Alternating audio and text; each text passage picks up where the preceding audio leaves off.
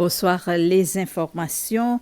La police a interrogé puis relâché le dirigeant du Seychelles United Party, le Dr Patrick Hermini. Depuis tôt ce matin, plusieurs policiers se sont rendus à l'office du Dr Hermini au siège du Parti US à Maison du Peuple. Et selon ce qu'on a appris, la SBC, plusieurs policiers ont mis plusieurs heures pour perquisitionner l'office du dirigeant de US. Le docteur Hermini a regagné son bureau à Maison du Peuple quelques heures plus tard. Et dans une interview accordée à la SBC cet après-midi, le docteur Hermini a déclaré que ce n'est pas la première fois qu'il a été arrêté et dit qu'il avait été appréhendé une première fois sous l'accusation de fabrication de bombes.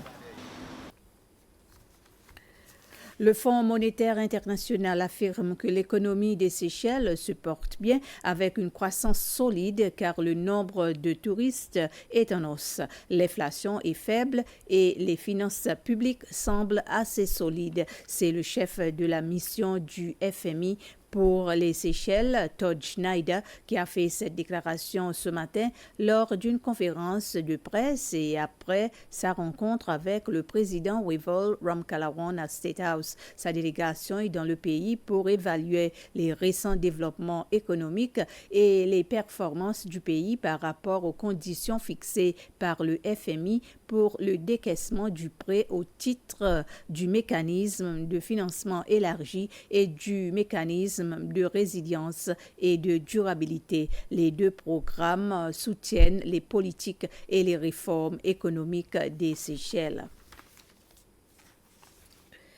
12 personnes ont été reconnues pour leur contribution à l'industrie touristique du pays. C'était lors d'une cérémonie ce matin dans le cadre des activités pour marquer la Journée mondiale du tourisme cette semaine. Le prix des pionniers, comme on l'appelle, a eu lieu ce matin à l'Académie du tourisme à la Misère. Lors de la cérémonie, le ministre des Affaires étrangères et du Tourisme, Sylvestre Radegonde, a déclaré qu'il était important de dire merci à ceux qui ont contribué à ce qui est devenu l'industrie du tourisme aujourd'hui.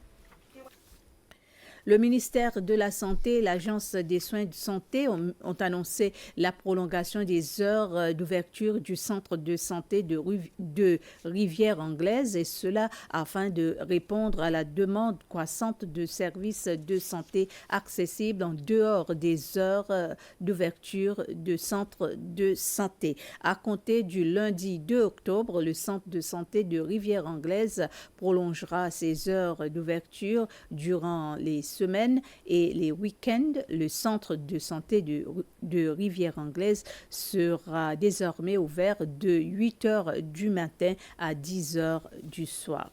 Ainsi s'achève ce résumé d'informations. Merci de votre attention.